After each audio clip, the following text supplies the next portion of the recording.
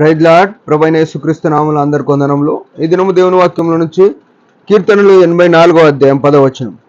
నీ ఆవరణంలో ఒక్క దినము గడుపుట 1000 దినముల కంటే శ్రేష్టము.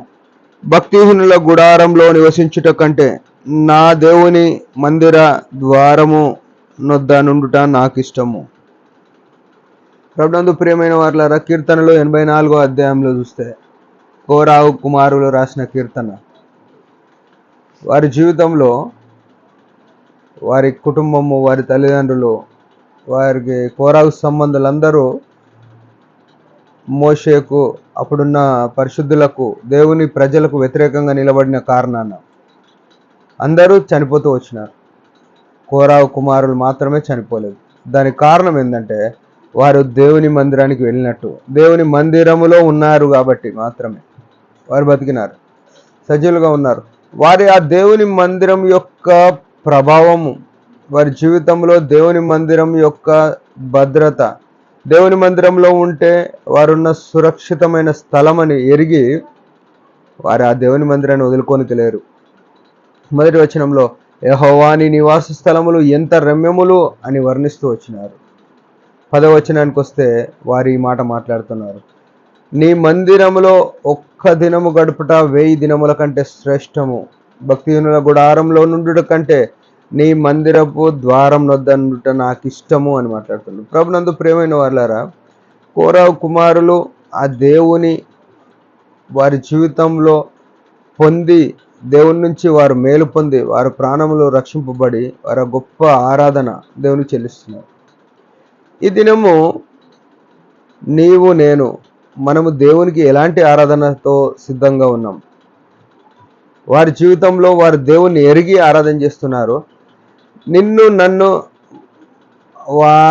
వారికంటే విచిత్రముగా విమోచించడానికి, గొప్పగా విమోచించడానికి యేసు క్రీస్తు ప్రభు ఈ లోకానికి వచ్చి కల్వరి శిలువలో ప్రాణం ఇచ్చి ఆయన రక్తం ద్వారా విమోచింపబడిన మనము ఈనాడు దేవుని మందిరాన్ని నిర్లక్ష్య పెడుతున్నాం. దేవుని మందిరంలో ఆరాధనను నిర్లక్ష్య పెడుతున్నాం. దేవుని మందిరం అంటే ఎంతో పట్టింపు లేని జీవితం ఉంది. వారైతే ఎంతో పరుగున వెళ్ళినట్టుగా చూస్తున్నాం. మన జీవితాల్లో మనం దేవుని మందిరానికి ఇచ్చే స్థానం ఏది? ఆదివారం అనగానే ఉద్యోగంకు లీవ్ కాబట్టి అంతా వ్యర్థత, ఇంట్లోనే ఎక్కువ సమయం పండుకునుడు, ఆ రోజే ఎక్కువ సమయం ఇంకా రెస్ట్ అనుకుంటారు, విశ్రాంతి అనుకుంటారు. ఇంకా ఆ రోజే లేని పనులు కల్పించుకొని స్నేహితులతో ఫోన్లు ఎక్కువసేపు, ఇంకా ఆ రోజే తిండి గురించిన ఆశ, ఏదో స్పెషల్ చేసుకోవాలి ఈరోజు అని దాని గురించి ఆలస్యం మందిరానికి. మనము ఇవన్నీ చిన్న చిన్న విషయాల కొరకు దేవుని నిర్లక్ష్య పెడుతున్నాం. దేవుడు ఆ ఘోరమైన సిలువలో నుంచి మనల్ని రక్షిస్తే మనము ఆయనకు ఆరాధన చేయాల్సిన సమయం దొంగిలించి, మొట్టమొదటి ప్రార్థనకు ఎన్ని దినాలైంది నువ్వు వెళ్ళి మందిరానికి? ప్రియమైన వాళ్ళారు, ఇది గమనించాలి.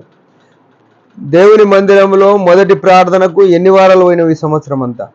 అది మనం లెక్కించుకోవాలి. అది మనకు ఎంతో మేలు, ఎంతో ఆశీర్వాదం. మనం కుటుంబంగా మందిరానికి వెళ్ళి ఎన్ని దినాలైంది? మన పిల్లలు కూడా మందిరానికి వచ్చి ఎన్ని దినాలైంది? ఇది చాలా ప్రాముఖ్యమైన విషయం.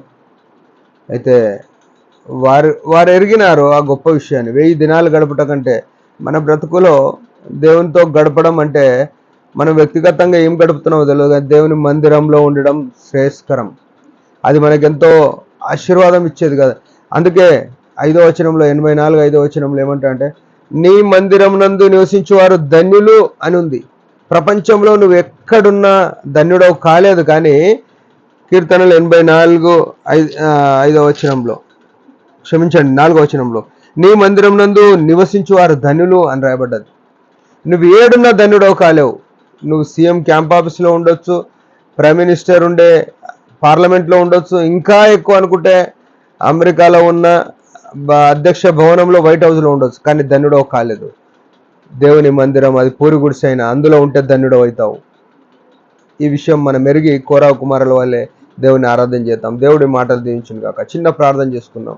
పరమ తండ్రి యేసు ప్రభు నామములో వందనాలు.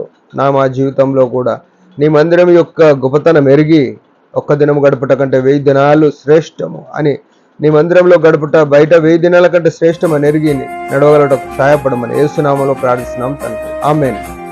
మీరందరూ ఈ పరిచర్య గురించి భారంగా ప్రార్థన చేయండి. Praise the lord.